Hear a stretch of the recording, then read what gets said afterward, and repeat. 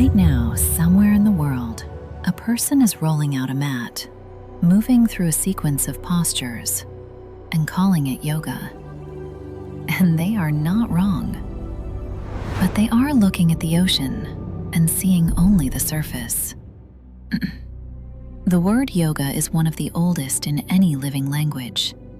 It comes from the Sanskrit root yuj, to yoke, to harness, to unite. It first appears in the Rigveda, one of the oldest known texts in any language, composed between approximately 1500 and 1200 BCE. In its earliest use, yuj meant the harnessing of horses to a chariot, the bringing together of raw energy and directed purpose into a single controlled movement. Even in that first use, 3,000 years ago, the essential meaning was already present. Not rest, not relaxation, not a pose held for 30 seconds. Union. The deliberate joining of what was scattered into something coherent and directed. Over the centuries that followed, the word deepened.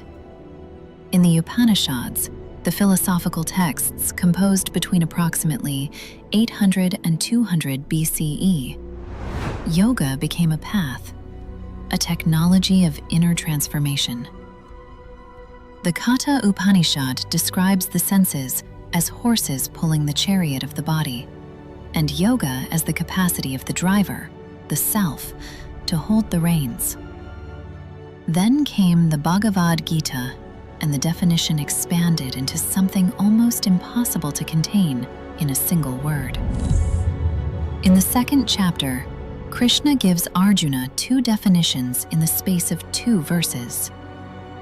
Samatvam yoga uchyate. Equanimity is called yoga. Yoga karmasu kaushalam. Yoga is excellence in action. Not withdrawal from life, not escape from the world. Excellence in action. The ability to act with full skill, full presence, and full commitment, without being destroyed by the result. The Gita describes not one yoga, but many. Jnana yoga, the yoga of knowledge. Bhakti yoga, the yoga of devotion. Karma yoga, the yoga of action. Raja yoga, the yoga of inner mastery.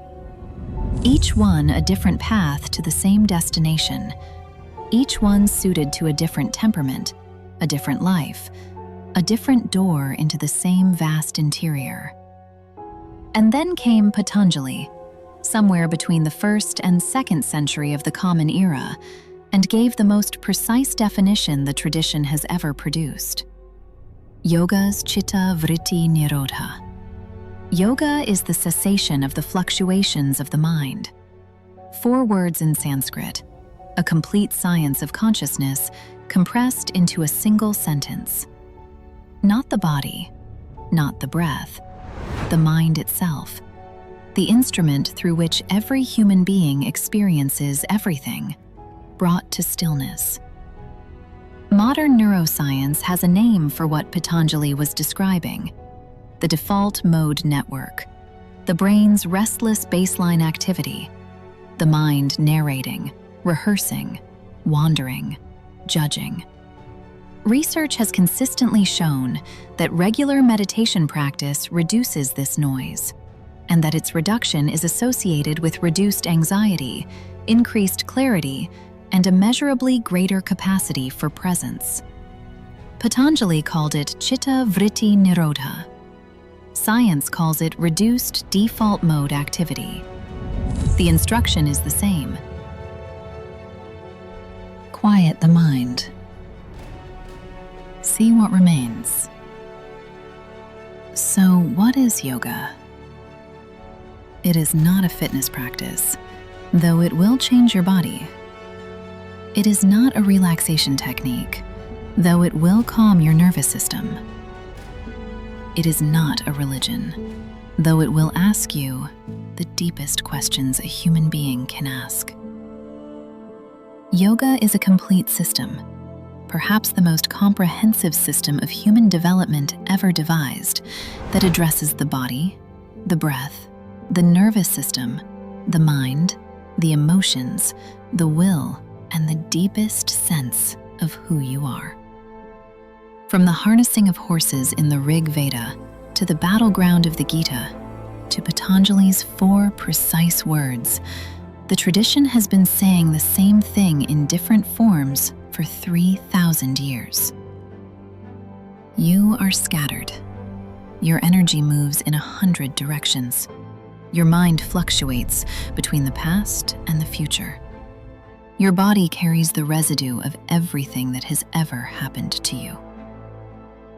Yoga is the practice of bringing all of that back into alignment.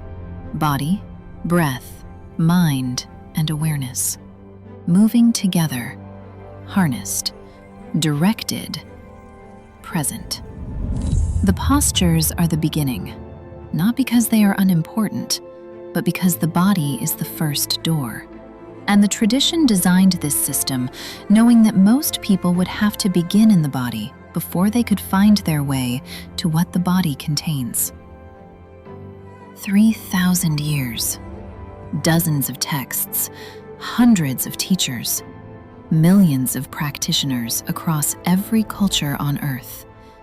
And every single one of them, in every language, in every century, was pointing at the same thing.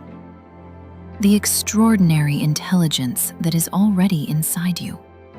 And the question of whether you are willing to be still enough, long enough, to finally meet it. Stay with the breath.